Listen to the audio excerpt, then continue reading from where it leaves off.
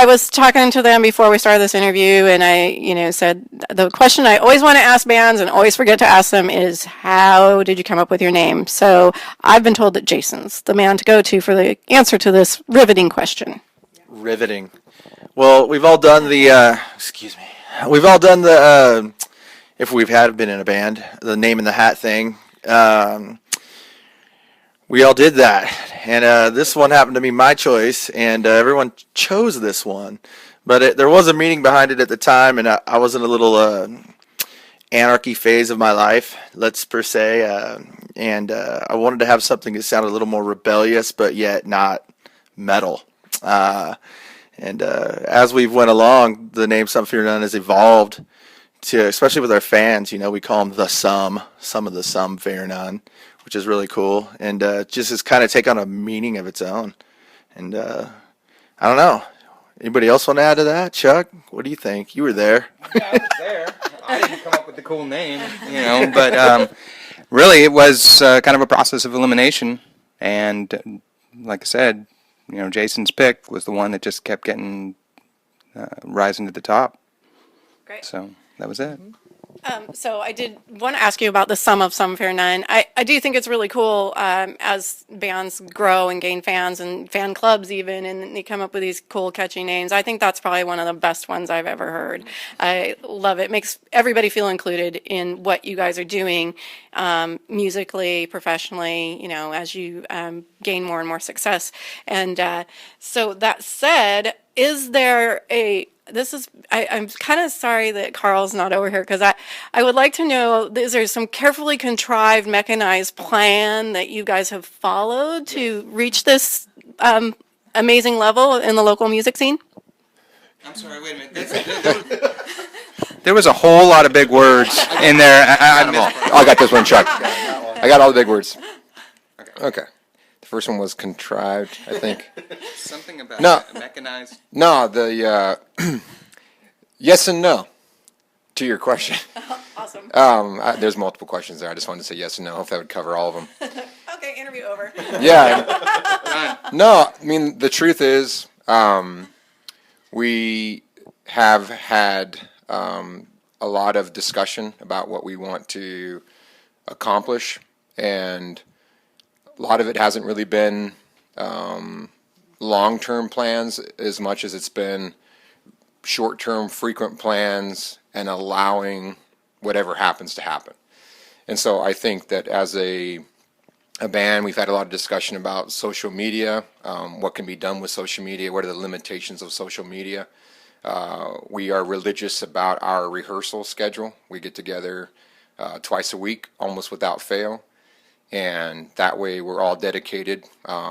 We made a point to choose a rental studio or a place as a studio where we'd have to pay, because by paying we'd have a investment, and that would force us to utilize it. And so we've done a lot of things, like from a business perspective, that I guess we've treated it like a business, but one where we have a lot of fun and where we get to do things that we really want to do, which makes it very different than your typical business, or it's a place where you go to make your living. For us, it's a place to explore and express ourselves. I feel for the most part, we've been honest about our music.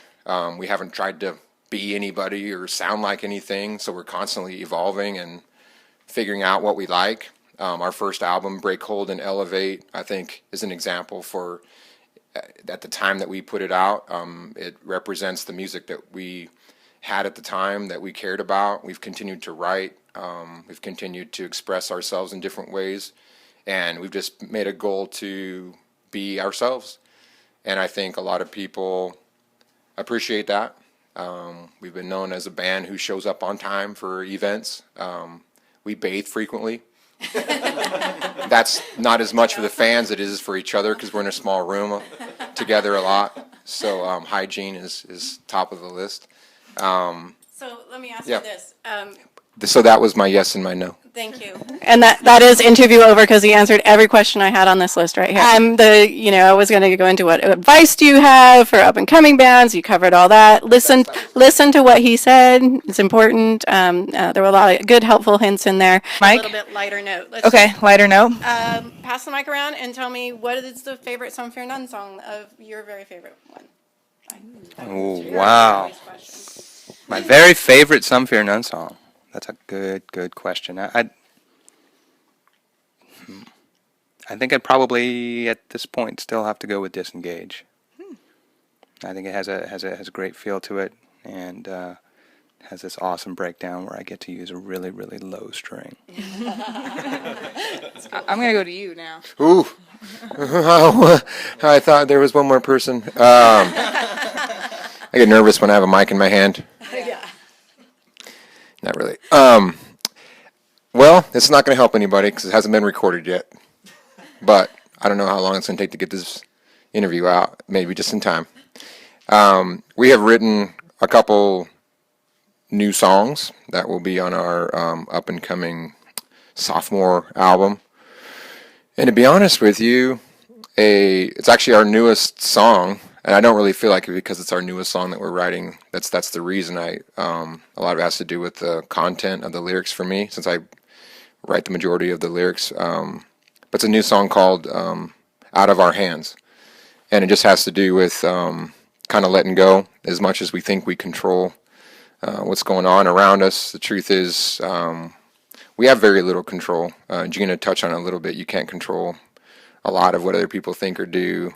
You can control your own actions, but even those can be limited based on others' influences on you. So that song, I think, is my favorite song, and pretty soon you'll find out why, because we have to record it first. Awesome. Can't wait. I'm going to go to you. Me? All right. Well, I must say, I have two. The first one is probably, you won't probably get it on the radio. It's too long. It's called Bathing in You. It reminds me the way it's structured of pretty much Led Zeppelin or something of that nature. It starts slow, gets bigger out. And it's, we don't cut any corners by shortening it up and ruining it. We just let it be what it is. It's in a tie for first, but my favorite, I pretty much say, just for my drummer's point, is Eiffel. I absolutely love it. It is everything. These three have allowed me to do anything and everything I've ever wanted to try to attempt to do on drums during this song. I think we actually kind of forced you to do some things that you didn't know how to do. Exactly, and I'll still continue to change it up as long as we're together, as long as I keep learning and progressing as a drummer and add new stuff every time you probably hear it, and that's why I love that song. That's great. All right, Gina, you're on the spot. Yeah, nobody to pass that mic to now. I know, right? I had to actually think about this one. I went through every song on the set list, and I tried to outweigh the pros and cons of each song. Man. I know, Impressive, actually. I was getting very analytical with it. So I came up with two songs, and the first one I came up with is probably my favorite to perform, and I would agree with Chuck that I think Disengage is probably one of my favorite songs to perform, only because there's a lot of different chord changes, and it's a jumping song for me, so I like that song to be able to perform live. And then actually, the other song, which is not necessarily my most favorite song to play live, is Born. And the reason why I like Born a lot is not only because I get to play guitar on that one, but because that song actually has a lot of behind the scenes meaning for me, and it was actually the very first song that I came to Nathan with many years ago and said, hey, I've got this tune that I physically cannot figure out how to sing or what to put to it. Could you write something to it? And that was actually the very first song that he and I wrote together and performed. So there's a lot of significant meaning behind that song and what it's kind of done and shaped from our past. So I really enjoyed that song because of the history with it, I guess. Date that thing real quick. Date that thing. So to be honest with you, I remember writing that melody when I was sitting in a Reno apartment when I was attending UNR. So that would be 2004, I think. 2004. And Yeah, 10 years ago. So Decade sounds so long. 10 years ago, I wrote that melody, came to Nathan and said, hey, dude, could you sing something to this? And then that was literally the first song that started us performing together. I Was said no, not leave me alone. Go away. All right. Well, that's really insightful. Actually, I really got a great response from that question. I'm really glad I asked it. The other song that I know you guys are gaining a lot of notoriety for is "In Theater." It's a beautiful song, and it has a lot of meaning to veterans. And Nate, maybe you could just tell us a little bit about that song and some of the great responses you're getting as people hear that song and what it means to them, because I know that you've gotten a lot of feedback from that. Yeah, absolutely. No, thank you. Yeah, so In Theater, originally, we wrote that song, put it together, and the content that came to me was some thoughts and feelings that I had for my little brother who spent pretty much his entire 8-year military service actually in combat. Just picked a bad window, I guess you could say. And so a lot of worry, a lot of stress, and found an outlet for it with this song. I actually appreciate the band kind of giving me the freedom that they have given me up till now. I never really told them that, so here you go in the interview, because they give me a lot of room. So I shared that really more than anything, just kind of as a closed, me and my brother song.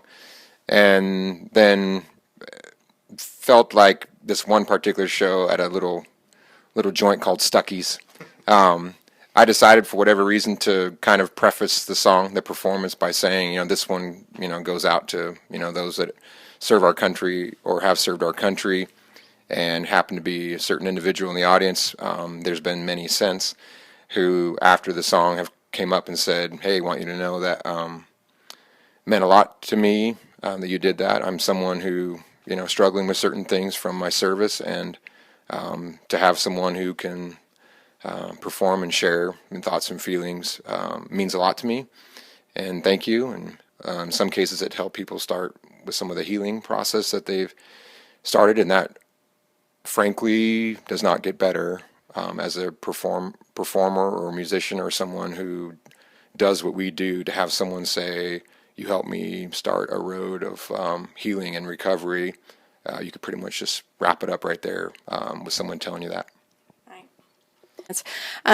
Talk about kind of the local music scene and how it's accepted you, supported you, how you've, seen your fan base grow. I'd like to hear a little bit about that. For you, Gina. for me, What'd you see what's in it? I'm the worst person to ask right. questions Come on, Gina. I can answer. Everybody wants to know the Gina thing. for. Yeah. Goodness. So I think for me, the local music scene, at least, I think there's just been a really great amount of individuals and bands collectively in the scene right now. We have been welcomed by so many bands when we first came onto the scene, who have just given us great advice, who have helped encourage us, and it's just been really wonderful to be a part of the Sacramento scene right now, because I just feel like we are all trying to help each other, which is so wonderful. I don't feel like there's a lot of competition necessarily, or spite, or any ill feelings towards one another. It's just a really wonderful community to be involved in right now. And in return, I think some of the fans are just amazing across the board, not only from our fans, but other fans too that have welcomed us into different venues and been supportive. I think it's just amazing to see the warmth that people have towards us, and gratitude for the things that we do, for the hard work that we put into our performance and in our music and the lyrics that we express. So it's just been a really amazing, scene that we've been able to come into, to have all these wonderful people that are so encouraging for us and makes us want to keep doing what we're doing.